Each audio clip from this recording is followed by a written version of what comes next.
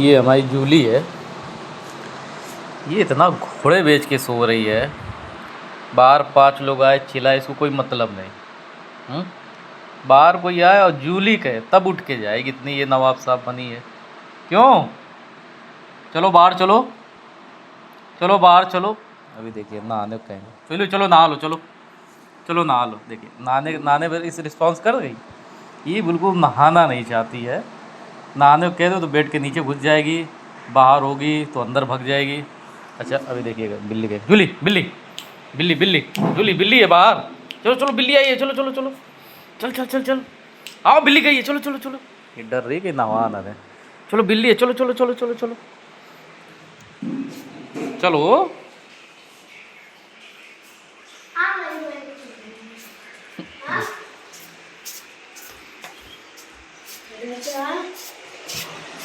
हाँ लग गई डर के नीचे।